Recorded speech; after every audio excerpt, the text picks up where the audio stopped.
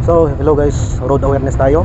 So, habang binabaybay ko itong Davao Bukidnon Road dito sa Mintal, may nakasabay akong panel truck.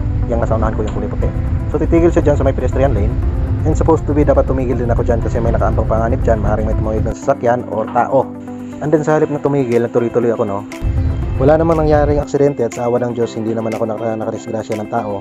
Pero kung minalas-malas, malaki ang chance na mahagip ko yung tao na nais sanang tumawid sa pedestrian lane.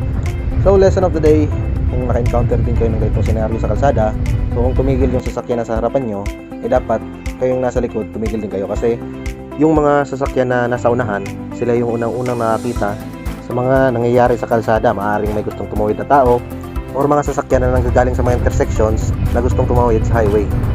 So sa mga motoristang gumagamit ng kalsada, muling paalala, mag-ingat dahil walang rewind ang buhay. Happy New Year, God bless you all, and bye-bye!